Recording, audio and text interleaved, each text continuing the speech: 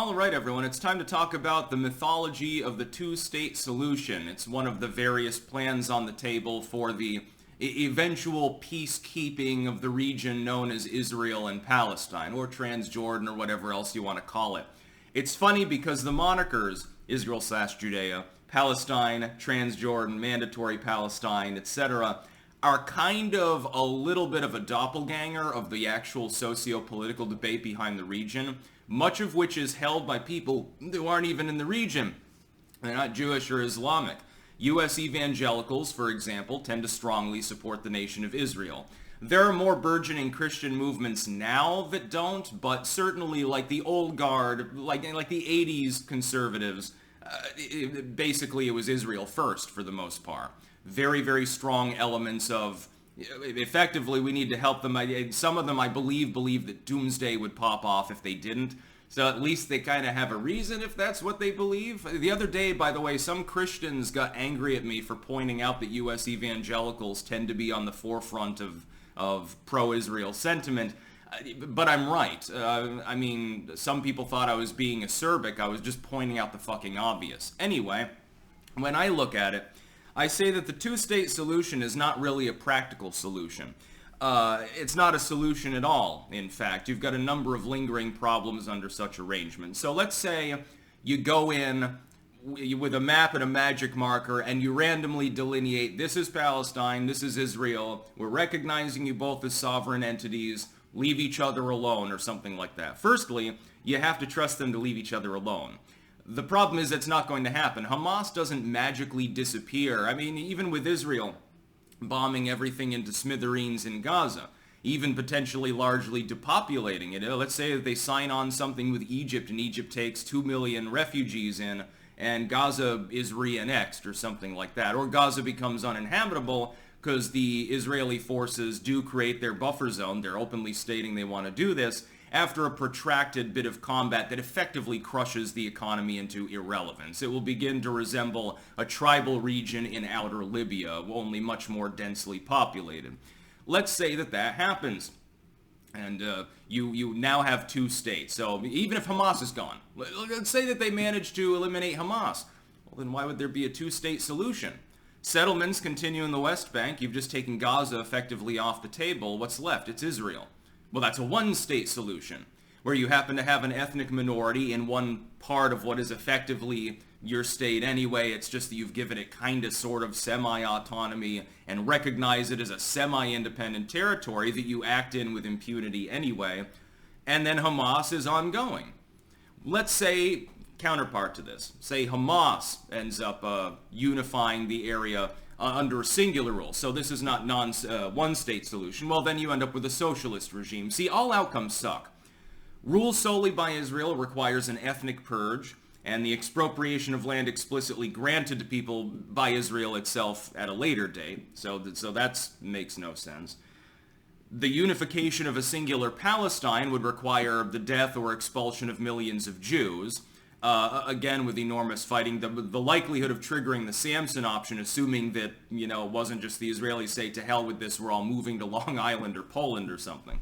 So even if they went voluntarily, you'd still have to extract the nukes, by the way.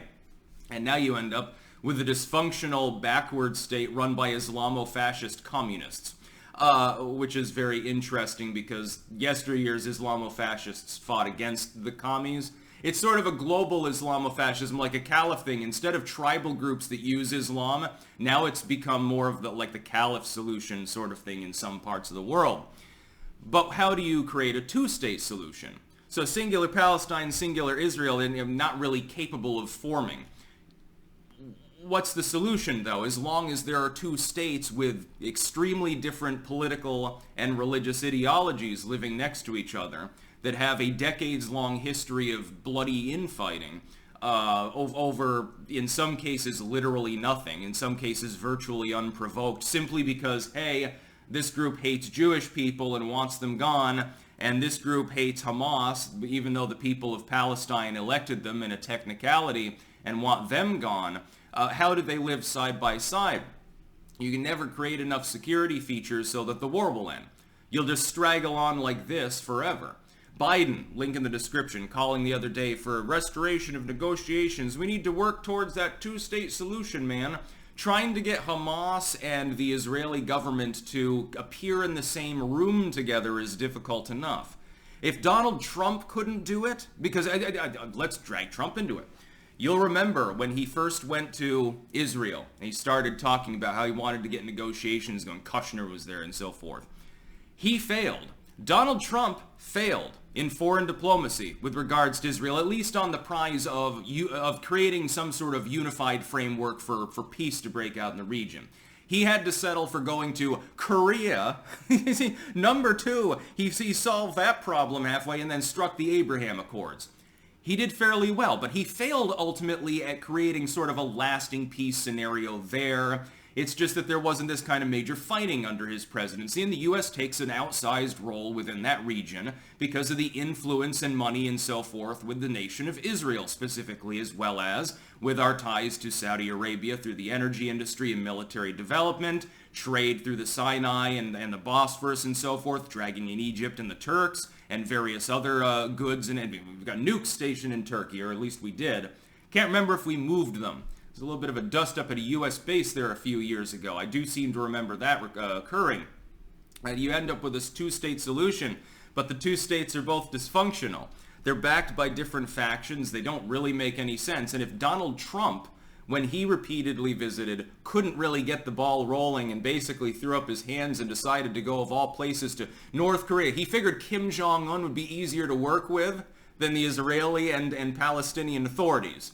That's kind of a bellwether of how difficult the situation is. If he couldn't do it, do you think that I think that Biden and his dysfunctional people can? Like they're really going to weigh in on the issue in a meaningful manner? No, they will mildly criticize the Israelis when they inevitably do their ground invasion, while condemning Hamas, which is the same U.S. line we've held for a very long time anyway, and it hasn't actually come to any positive fruition. You still have thousands of people being shot right now. The death toll between the two sides, I think the death toll is now above 10,000. That didn't take long. And they're ramping up their attacks more, which means that that'll climb higher. Well, what's it going to end at? Are they going to kill 5% of the population of Gaza? They're going to kill about 100,000 people? It's entirely within the realm of possibility, unless you, again, empty Gaza entirely. It's not even clear logistically how this is going to work at this point without a significant shit show going on. So the two-state solution's a myth.